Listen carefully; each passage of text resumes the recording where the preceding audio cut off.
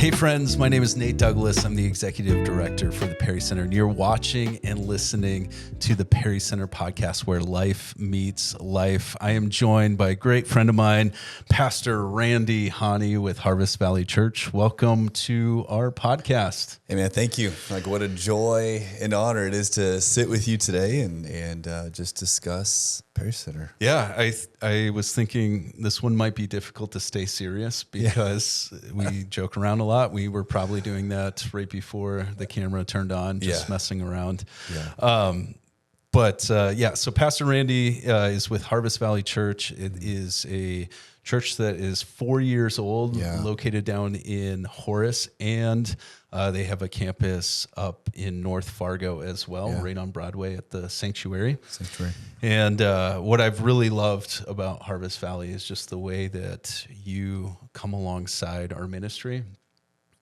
I mean, day one as a church, you guys have said, we want to partner with the Perry Center. We've had residents go to church there. We've had several volunteers, board members, all of that come through Harvest Valley, and just so grateful for your partnership. And I think it always starts at top, right? You're right. You say, for sure, this is what we're going to do as a church. Totally. And so, I mean, just jumping right into that, for your church, and you moved to Fargo to launch and plant Harvest Valley. What was kind of your process in thinking, okay, we want to partner with a place. So why did Perry Center kind of stand out? What were those things that you're looking for as a church? Yeah, man, that's so good. Yeah, thanks. Yeah, so we moved here like in 2020, and I think as soon as we moved here, there was a couple things that we just knew as a church that we just knew that we needed to be a part of, and just needed to take a stance on and need to support. And Perry Center is one of them. And, so we just knew as a church, just even theologically, biblically, man, that God has a heart for babies. God has a heart for the unborn. We just know scripturally, man, that every child, every person is born in the image of God. And we're saying, like, man, how do we not only as a church preach that, but how do we actually be hands and feet with that? And you just know, like, sometimes in ministry that you don't have to reinvent the wheel, but you're like, who are the people who are boots on the ground who are doing that? And when we learned about the Perry Center, we're like, man, we need to come behind them as much as possible to the best of our ability, because they're doing it. I mean, you guys are what you guys do, and I know we'll get into what the Perry Center does is just phenomenal.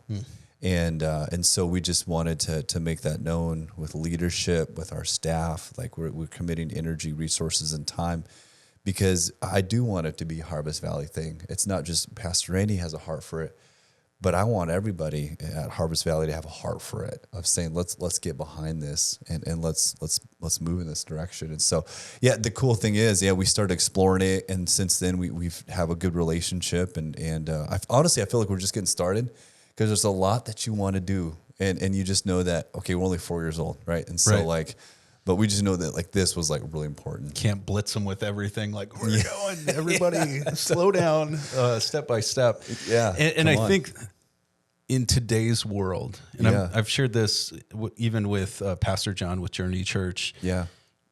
In today's world, modern America, modern world, there are a lot of places that don't want to stand on anything. There's a lot of people scared to speak up on life issues, on family issues, gender issues, all of those very uncomfortable conversations. And so for your church to stand and say, yes, we agree. We agree biblically. We agree that the Bible is very clear on life, God's design. And so I thank you for just saying yes to this. And I don't take it lightly. And I think a lot of churches are scared to step out. So as you guys have stepped out as a church, how do you encourage other churches? I know it's like built in the DNA and all of those things, but what would be some of those encouragements that you have for those churches? Honestly, I think that's a great question, Nate. And I think for us, here's where it starts. It starts with the motivation of our hearts. And it starts at the end of the day. Like when we take our last breath and we're accountable before God, we're going to see God, and we're not going to see the people who have a hard time with it. And I think for us, like, that's a motivating thing. It's like, why do we do what we do? Why do we say what we say? Is because ultimately, like, we're going to stand before Him, and the people who are naysayers, or maybe don't agree, or maybe somebody will say, well, we don't want to take a stand on that. We don't want to offend anybody. And you're like, well, at the risk of offending perhaps God, right? So I'm just saying, like, you kind of have the choice of just saying, are we really doing what we're doing for the glory of God or for the approval of man? Yeah. And I think, honestly, with any decision any church makes, it starts with that, of saying, what is our motivation? Well, our motivation is to live biblically, to glorify God, and we want to do that. And so for us, like, supporting life, being pro-life, like, that was like, it's for the glory of God. Yeah. And you just know, like, it's one of those things that people will have an issue with, but, like, the motivation matters. Yeah. You know what I'm saying? And we see so many, I'm not categorizing every church like this, but what I love about you and some other churches is that you're willing to get your hands dirty. Right. You're willing to show up. You're willing to come and pray. You're willing to spend time in worship with us, teach classes, share testimonies. Like, you're getting your hands dirty. Yeah. Yeah. And there's so many places, and this might offend somebody, I don't know. But there's so many places that love the photo ops, March for Life and all that stuff. And there's a time and place for all of that. Totally. But then they go back to their communities anywhere in the United States, and they don't do anything at these pro-life places. Sure. These places that they're advocating for. Yeah. And they've never visited them. Yeah. They've never spoken to leadership there. They've never gone to an event or anything like that. And this isn't to call out any church, but it's the church has to wake up. Yeah.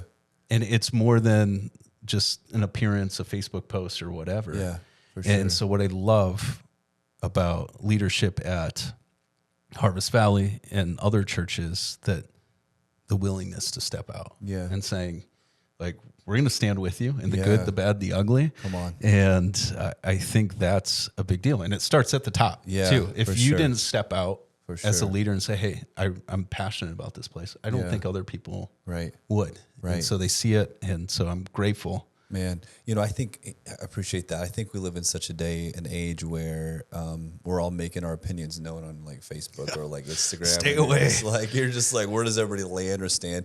I think it's easy to, like, maybe make a post or, like, even say something on a Sunday. But I think, honestly, what do your actions say? What do your dollars say too as a church? And I think for us, it's like, we don't want to just, like, hey, we're against this, we're for this. But then you're like, okay, but what are you doing? Like, what's the follow up? And I think for us, of, like, the Parish Center is like, man, honestly, man, I feel like everybody should know, like, in the Fargo-Moorhead region area, and the world should know about what's happening at the Parish Center, because, man, you guys are boots on the ground living it. And so I think, Nick, if I could just even ask you a question, of just saying, somebody who's just like, man, what's the Parish Center? Like, and it's amazing. Like, there's a lot of people who know about the Parish Center, but I feel like everybody should know about it. And I run into some even people in ministry or pastors in our city who are like, what's the Parish Center? I'm like, how do you not know what this life-giving ministry is? And so, like, how would you unpack that for the person who says, I have no idea. This is the first time I've heard about the Parish Center. That's the greatest frustration of the job sometimes. Yeah. Like, I want everybody to know about this place. Yeah, and especially our ministry, we've been around so long, since 1986. Yeah. And for those lifelong Fargonian people, they're like, I've never heard of it. And I'm like, you've got to be joking me. Like, we're trying. And so we continue to try. So the more people that can advocate for us, share posts, all that stuff, super helpful for us. But for those, maybe you're just catching a podcast for the first time. Yes. Just download it. Somebody shared it. Perry Center, we're a maternity home. So we're serving women. They can be between the ages of 12 and 35, actually 42 now is the highest that we've served, that are facing an unexpected pregnancy. And so we're providing shelter, education, just preparing them for motherhood and life. We're not this shelter. Yes, we house women, but shelter is very short term, 30 days, 60 days. You're off to the next program. And in my opinion, there's a place for them, but they can also be a bandage to a gaping wound. And so when we can say day one, your stay's indefinite, as long as you're moving towards your goals, we're saying we're standing for your child and we're standing for you. And we're going to be in this for the long haul. And so we'll see women sometimes even stay a year after baby, whatever it takes for them to be successful. Our population, they're coming from really difficult things, homelessness, rape, abuse, trafficking, moments of a parent dropping off a teenager and driving off. And so we have that opportunity to say what you've experienced in life is not normal. And we can show you a new healthy way of living if you're willing to put the time in.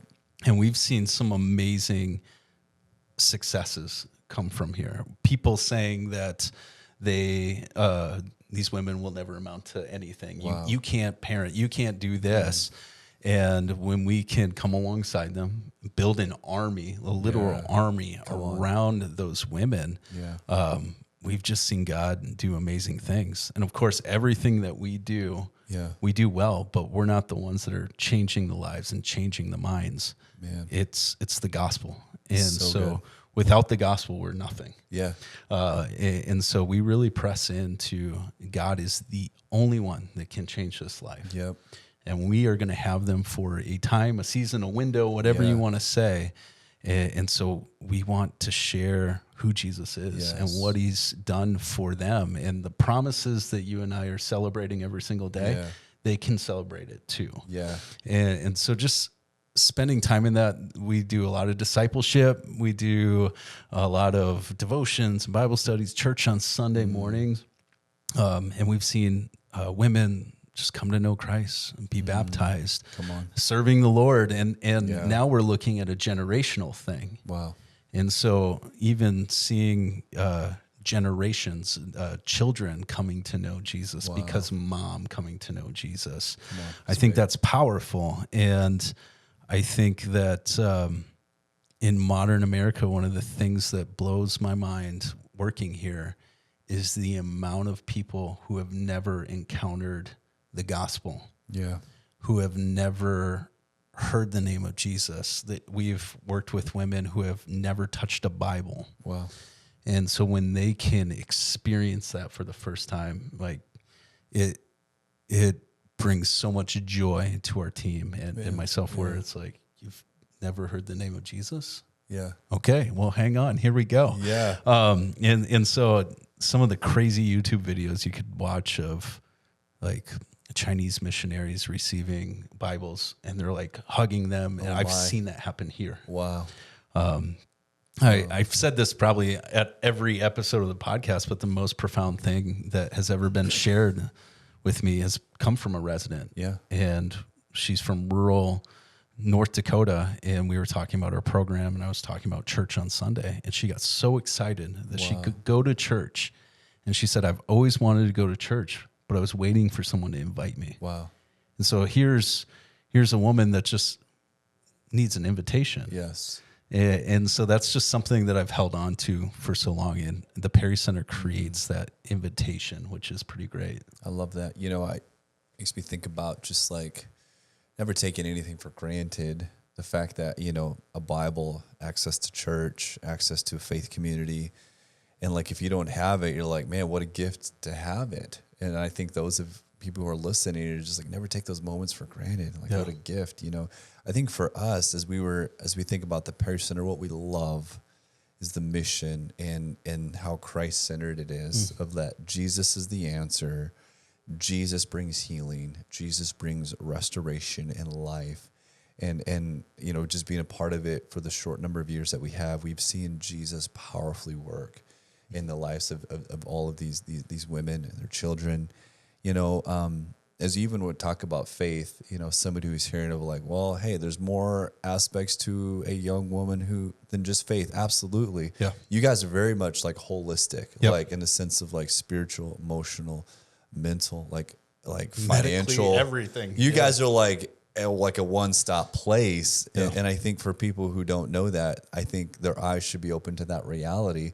Like, what does that look like to care for somebody at the Perry Center in a holistic way? I mean, you guys, it's just amazing what happens here. And I think when we talk about like the pro-life view, there's the argument against it. Everyone's like, you just care about a baby. That's all you care about. Save the baby. What about the mom? And I think for us as a maternity home, we say, we got it all covered. We do care about that life. And we want that life to be born. We think that life is precious and designed by God. And but we're also there for mom. And we are going to come alongside her. We're going to coach her. We're going to equip her. She's going to be prepared and ready. It's not going to be perfect. But it's a long-term thing. We had a resident that graduated the program, and we kind of did a celebration with all of the people in her life, mentors, people of the church, and different organizations. And when we had everybody in that room, she had over 20 people just for her. And what I found was really interesting about that is those 20 people didn't cross over to any other resident. So it wasn't like this person is like taking care of these. These were over 20 individuals just for her. So when you're looking at her situation and saying, I'm dealing with addiction, I'm dealing with fear or anxiety, worry, or I just want someone to be around, she now has 20 contacts that she can call at any moment. And I think that's really what we're trying to do is create a new community around them. And for a lot of our residents, it's so foreign. They've never had people championing them. They've never had people coaching, equipping, even speaking into their life and saying, no, that's not the way God has intended you to live. The world says, keep on going, do what you want to do, be who you want to be, feel whatever. And when we can go opposite of culture and saying God has been very clear on how someone should live. And to have that come from not just us, but from other people. That's where we're seeing impact, that life on life ministry. And I think that's what makes us extremely unique. There's maternity homes all over the United States. Oh, for sure. But a lot of them are operating, and this isn't calling anybody out, but a lot of them are operating as a shelter. Like, here's your bed. And those are important. Oh, for sure. But there are a lot like, hey, we're just not equipped to care for you beyond baby. And you know, there's a, you know, I guess there's a philosophy with that. But I'm looking at what are the hurdles this woman is facing? How can we lower them? How can we make the greatest impact? It's just, I always find it fascinating that women, when they graduate our program, a lot are choosing to live around the Perry Center. I mean, if you ever come visit, there's apartment buildings and condos around. There are women that are choosing to live close because they see us as a home. They see us as a family. They know what time dinner is.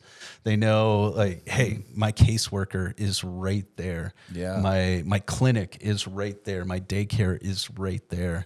And so covering all things for them. And when they see us just like, this is my family, this is who we have, that's a really big deal. And I think that's where you start seeing decisions changing, life changing.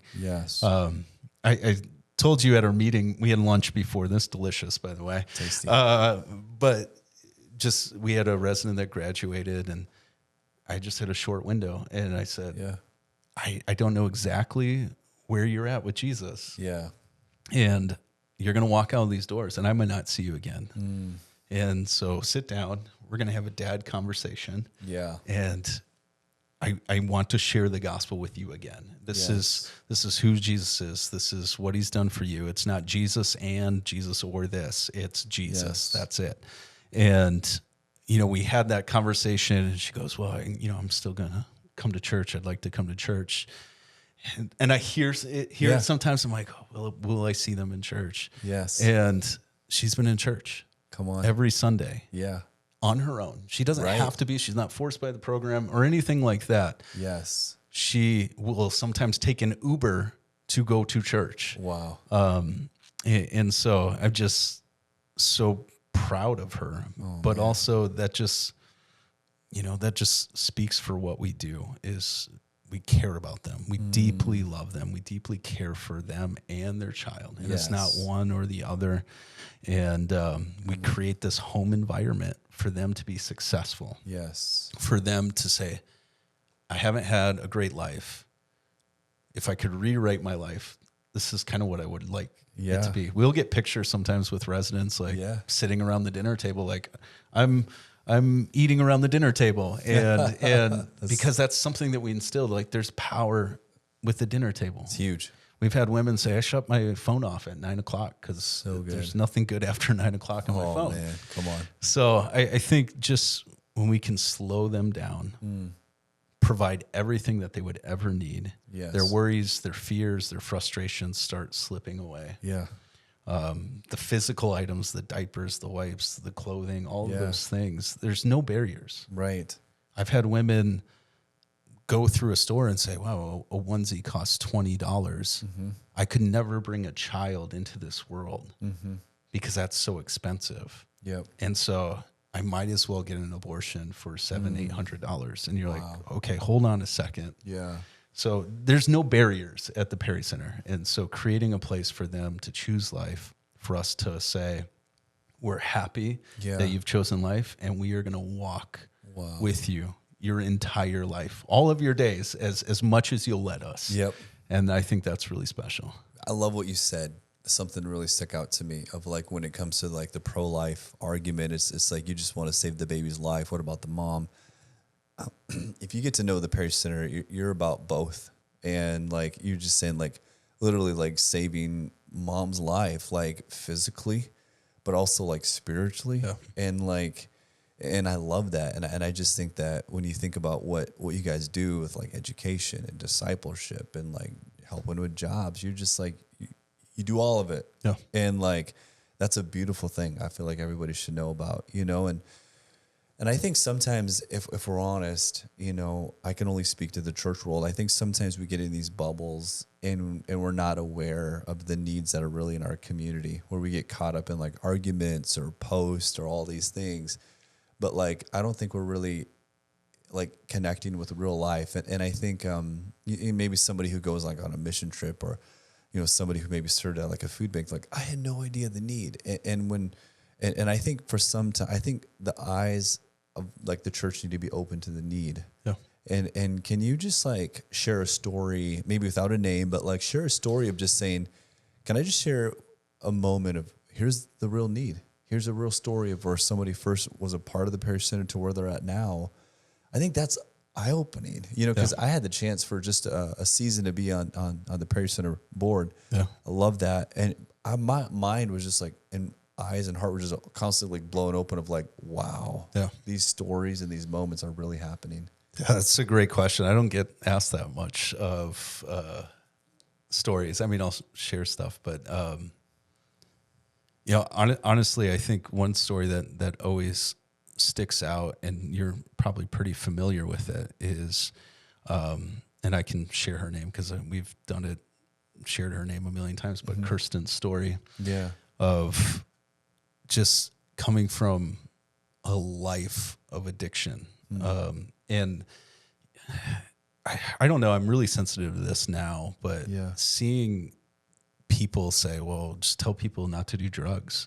Like it's really simple. That was that easy, right? But but I think we have to understand too, with people with addiction issues, that sometimes they didn't always choose addiction. And I don't mean it like, addiction chose them. Like sometimes it's generational, and parents being like, this is what we do. And I mean, I've shared some very horrific stories with women that parents, once they got to a certain age, said, hey, we do drugs here, so you're going to do drugs with us. Wow. And they're like, no, that's not who I want to be. Yeah. And they have done some horrific things for them to become addicts. Wow. And so I have a lot of sensitivity towards people in that situation, that not everyone has chosen addiction. Yeah. And, you know, her in particular, same thing. She had we did an episode with her 11th Christmas at 11 years old. Her parents wrapped up drug paraphernalia for a Christmas present. Wild. And she opened the present and thought that was normal. All 11-year-olds are getting drugs for Christmas.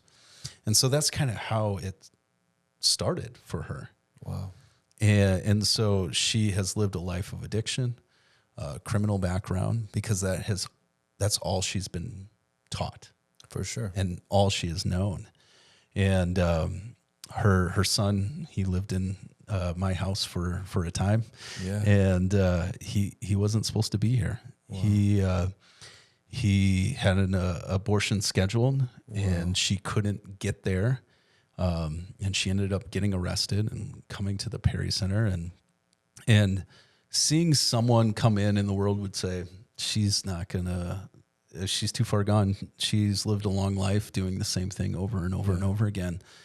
And to see her come in and have a desire to change, learning all the things that we're teaching her, being a sponge, being moldable, and obtaining all the things that she set out to do. Ultimately, like, I want to parent my son, and I want to do a great job. Teach me to be a great mom. And for us to come alongside her and teach her those things. Yeah. To see her grow to know Jesus, be baptized, and just all of the things. And I know I'm slightly vague, but I mean, this is like 2 years that we've worked with her, 2+ years that we've worked with her. Yeah. And so to see her where she's at now, she's married. Yep. She is raising her son to know Jesus. Yeah. I mean, he's so powerful. Yeah. Where the world would look at her and just give up. Right. And to say, we're going to step into your mess. Yep. We're going to figure this out. Yeah. It's going to be ugly for a time. There are going to be times that you don't agree with us. Yeah. But for her to say, I'm all in. Yeah. And to see where her life is now. You look at pictures of day one when she came in to where she's at now. She looks different. Just looks healthy, looks happy. Yeah. And I think it's just powerful. And there's so many other stories like that. I remember, this kind of shifts gears, but I remember a resident coming in, and it was probably one of the most challenging residents that I've worked with. I've never had a woman come here, all of their needs being taken care of, and still want to have an abortion. And I worked with this young lady, and she was always, the abortion clinic does them on Wednesdays. And she's like, I just want a ride. Can you drive me there? And I'm like, we are not doing that. Yeah. And in fact, like, we actually managed their schedule. So I made her so busy on Wednesdays. I remember her coming in and be like, man, my Wednesdays are so packed. I'm like, yeah, that's weird. That's super strange. But doing everything that we could do to help her and save her child. Yes. And I remember sitting at the dinner table in our old building, and she was crying, and she was upset that nobody was going to take her to get an abortion. And I remember looking at my hands, and I'm like, I've said all of the things that people say to save a child and help a mom, and nothing is resonating. Yeah. I don't know. Lord, would you help me? And I'm like, Lord, would you just help me? And I looked down at my hands, and it was instant where the Lord's like, I got a word. And I remember asking her to look at her hands. And I said, tell me what you see. And she's looking, she's like, I see my fingers, I see my hands. And I say, no, really look at your hands. What do you see? And she said, I see fingerprints. And I said, yes, you see fingerprints. And your fingerprints are so unique to you. There's nobody in the world that has the same fingerprints as you. Yeah, that's it. You go to a crime scene, they could find you, all of those things. Yeah. And so you have a unique identity. Yeah. And there's there are twins that don't have same fingerprints. And think of how many millions of people are in our country and all of that. And nobody has the same fingerprint. That's wild. And she's like, okay, what's your point? I said, the baby that you are carrying has its own identity. Yeah. Your baby has fingerprints that are not your fingerprints. Yeah. And for some reason, that was the one thing that she sat and she goes, so my baby is real. Yes, your baby's real. And my baby has an identity. Yes, your baby has an identity. Yes. And it's separate from mine. Yes. Yeah. She's like, well, if you say that, I'm going to have this baby. Yeah. Yeah. And if you say that you're going to walk with me, are you really going to walk with me? Yeah. And I remember So good. yes, here we go. And she still stops by, still like picks up diapers, still, Come on. hangs out. And that was several years ago. Wow. And I've been here long enough now where I get photos of families that are, kids are 10, 12 years old. And wow. And I look at those kids and I say, you weren't supposed to be here. Yeah. Praise the Lord. Praise God. Yeah. For the Perry Center. Come on. To speak life into these women. Yes. To speak life over them. Yes. And I think that's where, that's what separates us from a lot of places that we're going to be in it for the long haul. Yeah. And so we've seen a lot of success, and we've seen women do amazing things that they were told they could never do, just asking the question, what do you want to do with your life? Yeah. We've had women become attorneys and welders and, but also like the most important thing is that they're doing it with Jesus. Come on. And I think that's just, the impact for the Perry Center doing this since 1986 is just, we've helped thousands of people. Yeah. And have seen thousands of babies that weren't supposed to be here. Wow. And I think it's just when you sit in that, it's like, man, the work that's happening here is a big deal. Yeah. It's really special. I would even add on the fact that like it's a sacred work.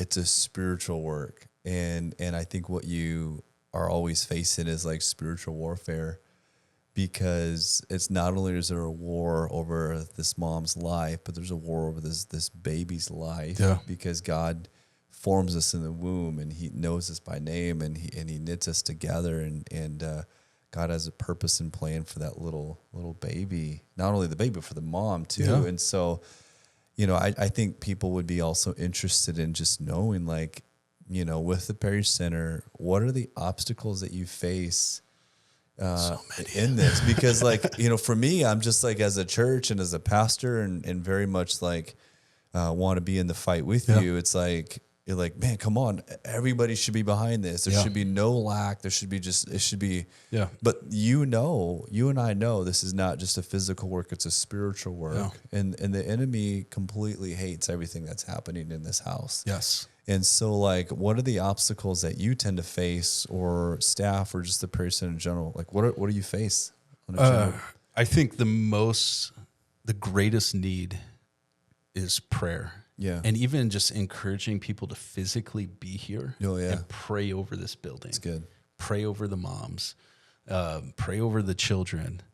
We did a night of prayer here a couple of weeks ago, and my friend Derek Parsons was on the second floor, and they're singing, and we're doing worship and just taking moments to pray. And he just prayed over our building. And it was like, Lord, we pray that heat would be here. Yeah. We pray that air conditioners would work. We pray that refrigerators and dishwasher, all of those things would work. Man.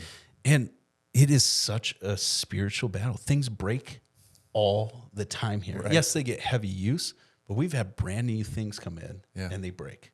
And it's so discouraging. Yeah. It costs a lot of money. Right. And so, I mean, people stepping in and praying with our ministry, praying for our ministry, sharing it with people like, hey, let's go to the Perry Center. Like I've always say our doors are open. We want people to come. Come on. We pray for safety and security. The world is crazy that we live in. We have women coming from really difficult situations, and we've had some not nice people show up. Yeah. You know, we've had just last spring, we had a guy here that was wanted for human trafficking. Wow. Trying to get into the buildings. I mean, what we do is safe, but we are praying for safety for us, for our team, for the women. Wow. And so I know like that is such a big piece for us. I always challenge the church too. Like, church, we need mentors. Yeah. We need mentors to step up. And it's not like, oh, if it was any other season, the season is now. Yeah. We need people now. Come on. Yeah. We have women that don't have mentors. Wow. And so and it's not just this woman thing. Like, we want mentor families. We want husbands, wives, boyfriends, girlfriends, not perfect people, but people that are doing life differently and saying, I want to come alongside this resident. Yeah. I want to just have coffee with them, sit and eat with them, get to know them. When we have a Christmas, we want her over for Christmas. Yeah. So building these long lasting relationships, the women that have mentors, we've seen them grow so much. Yeah. We have a podcast episode coming up of sitting down with some mentor families from our church. Oh, yeah. But that's another need to have people come alongside us to say, yeah, we're going to step into this with you. Yeah, it's good. It can get ugly. It can get frustrating and discouraging, but we're going to stand with you. That's good. And I think that that's always helpful to know that we have an army of people ready to go at all times. That has been my sermon lately of just, we need people. That's we good. need lots of people. That's great. And even, I mean, financially sustaining this ministry, we're growing. We just went through this big expansion. The space is beautiful. It's amazing. We're creating a house with 33 rooms. Wow. Our old place had 9 rooms. Wow. And so creating a space for the women to spread out, to grow and to have a place for their children. We have moms with multiple children. We have space for that now, but it takes dollars to make it happen. You know, we're 100% donor funded. Wow. So we exist because people invest in us. And that's like, I say we're 100% faith ministry, and that includes our finances. Yes. I don't know what's going to come in tomorrow. Yes. But I do know, and I shared this with you, that whatever God's going to build and what he's built here, he's going to sustain. But it takes people. Yeah. $10 a month, $100 a month, big gifts, whatever it is, to keep it going. Yeah. You know, Totally. I don't know. Does that answer your question? I feel like I kind of I just feel like, you know, in my world, I'm like, man, this should be like flourishing. They should have no lack. And you're just like, no, they're obstacles, constant need, obstacles and needs and all those types of things. You mentioned physical items, diapers, wipes, all that stuff comes from the community. It's like, we use everything that you use in your house just times 33. And so it's just, there's a constant need. There's a constant spiritual battle. Yeah. You know, especially in the season that we're in now, we have a lot of new residents coming in. Yeah. So just preparing them for like, we want to create a space where you can encounter Jesus. Yeah. And we know where you're coming from is against that. We know that the culture or situation or whatever that you are coming out of isn't promoting that. Yeah. And we've fought parents, not physically, but we've had parents that like, there's days that I'm like, oh, come on. It's going to go but down. There's a battle of young ladies that want to choose life and come to the Perry Center, and parents are saying, no, you need to have an abortion. And we're battling that. Yeah. And we're stepping into that and fighting for that life, fighting for that teen as well. For sure. And so it is a battle every day. And I don't think a lot of people understand that. I think I talk to a lot of people that want to start maternity homes or have the idea of a maternity home. Yeah. And I think they often associate their own pregnancy on like, oh, it was beautiful. It was just, my husband was there. I had this whole like group. And I say, that's wonderful, but be prepared for the other half. Totally. And it's going to be hard. It's 24/7. Yeah. We've dealt with possession. We've dealt with drug culture, gangs. Are you prepared for that? Yeah. And then their face goes white, like, oh, that sounds hard. Yeah. Because totally. it is hard. It is hard. Because we are battling for life. Yes. And we are battling for the gospel. Yeah. And honestly, we're at the front lines of it. You are. And so, yeah, just for churches to come alongside us in prayer it's good. and encouragement. And it doesn't even have to be local. We have churches that travel an hour and a half in to do things here. Come on. And mentors that drive a couple hours to mentor. So there's no reason not to get involved. Yeah. I think I agree. we could come up with excuses all day long of why we can't. Yeah. No, the call is now. Yep. We can't wait 20 years from now for you to be in a different season. Oh, man. So I don't know. I'm pressing into that a little bit. Yeah, no, one thing I appreciate what you said is like, I think sometimes when you think about a mentor family, you're just like, man, my life's still a hot mess and there's no way. But I think you're also looking for real people, right? And you're just like, and ultimately it's the relationship that matters and the showing up for them. But I think one thing I appreciate about the Parish Center too is like there's engagement at every single level. And even if you're saying, maybe you're listening and you're just like, man, I don't really have much. All I can afford is a box of diapers. That box of diapers will mean the world for that mom who needs it in that moment. But there are some other people who God has blessed them tremendously and just say, man, God has blessed us. I want to help fund vision and direction into where the Parish Center is going. And I think that's just a question that I have for you, Nate, is like, when you think about the vision or the future, the next 5 or 10 years, I mean, when I first was, just connected with the Parish Center, I said there was 9 rooms. Yeah. Now it's like 33 rooms. Yeah. And I just know like the need is out there. And so the vision just gets bigger. Where do you see things going in the next 5 or 10 years, especially for somebody who's like, man, I really feel like I need to partner with that. What you say might stir in their hearts to say, I want to be a part of that. Yeah. Like, what is that? That's a great question. Actually, so there's some things I've never shared that I've kept internally for a while, and you heard it here first. This is an exclusive. Yeah. So where I feel is where the Parish Center needs to go. Yeah. I believe that we're entering a season of building an endowment. Okay. And so when we look at this endowment, I don't know what the number is. If it was $10 million in this endowment, and the state of North Dakota actually has some great tax advantages to an endowment. Talk to your tax guy. I'm not going to throw numbers out there. Yeah. I have an idea of what they are, but my goal is to make the Parish Center self-sustainable. So when you have an endowment, you can live off the interest. Yeah. So our needs are being taken care of. And I think people would say, okay, so what? Good for you. But there's a greater purpose for this. Yeah. So my goal with this is if we could become self-sustainable, those dollars that are faithfully coming in, the $10 a month, the $100 a month, whatever those dollars are, and they grow because it's an army of people. Yep. And so my desire with that is those dollars coming in will build the next Parish Center.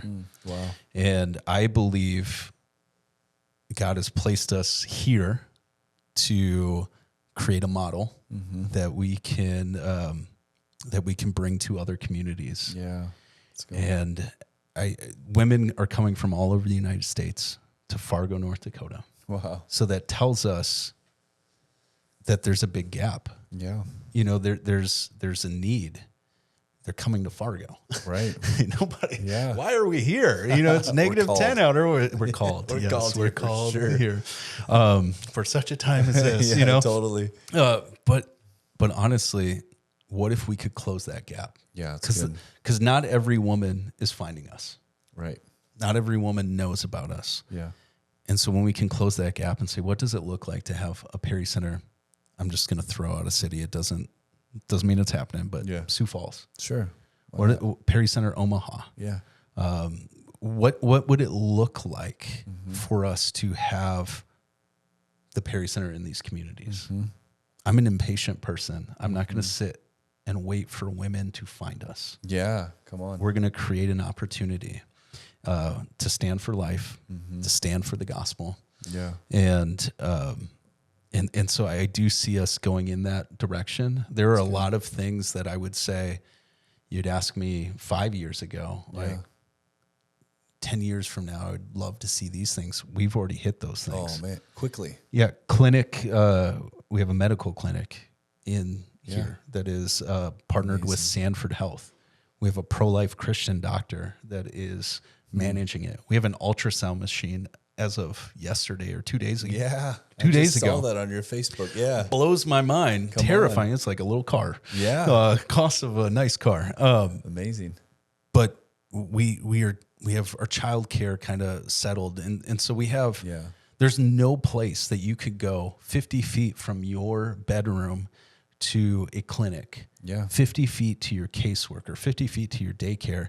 Where we're going, we're also creating job opportunities. Amazing. So the Perry Center is looking at creating a print shop, a t-shirt printing company. We're going to be launching that hopefully soon. I've been saying that a long time, but hopefully soon. So now their housing, childcare, occupation are going to be taken care of. Yeah. And so when we talk about the life issue, we're covering everything. Wow. Everything. Amazing. And so I do see us moving into a season of other Perry Centers. I don't know exactly what that looks like. I need more time to think. And if I pray that God allows me to see it in my lifetime. Yeah. And I think my goal is to continue to get people excited about what God is doing here. And they can decide how they want to come alongside us. But I've seen God do crazy things in this ministry, big things. This $2.4 million building paid in cash. Wow, come on. And you and I sat many times in this conversation of, I don't know how this is going to work. But when God, we can fully rely on God when we don't know. That's it. And so I believe that the next season that we would be going into is that, what if we could just close those gaps for those women? And, it might be just a 4-room place to start or wherever it is. Yeah, come on. But the need is great. Yep. Unplanned pregnancies are never going to go away. That's the reality of it until Jesus comes back. Yep. And so we need to be ready. We need to be prepared. And the way the world is going, be prepared. Yeah. We can't sit and say, I hope they find us. For sure. What if we just created more opportunities for them to see it? Oh man, what if we go? Yeah. Yeah. Yeah. I love that. So it's exciting and terrifying. But I think how cool is it too when you're looking at when you're talking to people that have been so faithful with our ministry.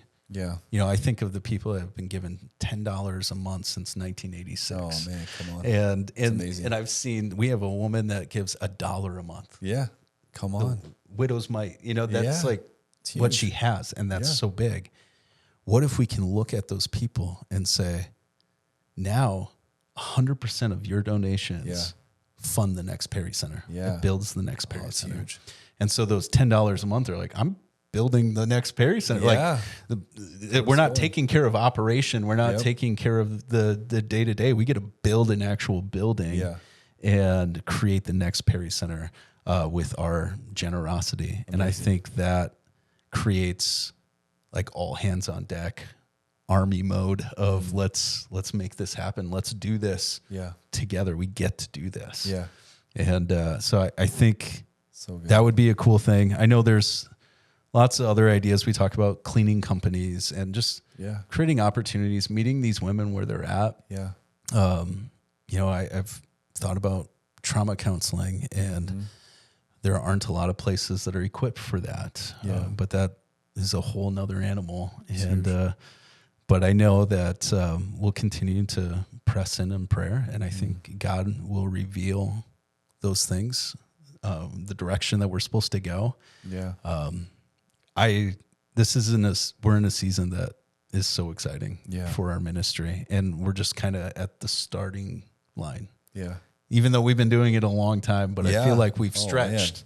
We've gotten ready for the marathon and whatever it is, and we're standing at the line waiting for the beep for us to go. Yeah. And I think, we're in a season. It blows my mind every time we do something here. I think of Mike that was coming through. He's like, well, tell me about this place. And we did a tour through here. Yeah. A night of worship. We had several people that have never been here before. Yeah. And so just creating opportunities for people to hear, come and see what's in your neighborhood and see what's in your community. Let's go beyond just like, I stand for this. Yeah. Okay. Well, do the research. Where are these places that you can stand with? Yes. And I think that's really important. I love that. Man, I appreciate you, Nate. I appreciate your whole team. Yeah. It's really a team effort. Everybody works so hard behind the scenes, and I think that would just be an encouragement. Just come check it out and just make the investment. Anytime you make an investment, you want to make sure that it's fertile soil. Yeah. Man, just the Parish Center is it's ripe, and it's huge. And so I just encourage people, get invested, be part of it. Yeah, I appreciate that. I think, again, to go back, I love how your church is involved. When I got into this, I was like, every church is like, we're going to have churches everywhere. Yeah. And that's not true. Yeah. And again, I'm not calling anybody out. For sure. But there are few churches. Yeah. I think people have made it a denomination issue or whatever it is. Like, life is not a denomination issue. Get involved. Yeah. Step out. Talk to your leadership. And as people, don't wait for your leadership to move. Totally. Go. Yeah. You would probably appreciate it as a pastor too. Guys, you can do this. Get after it. Make it happen. Yeah. And so I love that just even your church is so involved, and our women always feel welcome when they're there. I know that just the way that they're engaged, greeted, smile. Yeah. It goes such a long way. And even the other churches that our residents attend and go to, they're being engaged. I love it. So we have Harvest Valley, which is a decent sized church, to a small, almost home church of like 30 people. Yeah. And love it. We have women that are hearing the gospel. Yeah. And we're not just crazy people that are sharing it here. And they're like, oh, this is like, there are other people. Yes. And so it's just, we don't take it lightly. And so just grateful for your partnership and all that you guys do for our ministry. I'm excited for the next 5-10 years. So where we're going to be. So great, man. Well, friends, I appreciate you all taking the time to listen to this podcast. Thank you, Randy, for joining us. And you can find all things Perry Center at perrycenter.org. You can always come alongside us financially, support us. Again, we're 100% donor funded. So we always appreciate people supporting us financially, but even just physical items. We have people showing up at the door every day with diapers, wipes, clothes, all of those things. Yeah. Most importantly, just continue to keep us in your prayers for the work that God is doing here, and for us just stepping into that boldly. And it's good. And so we just appreciate all of the listeners here, and thank you for watching. So I'll catch you next time.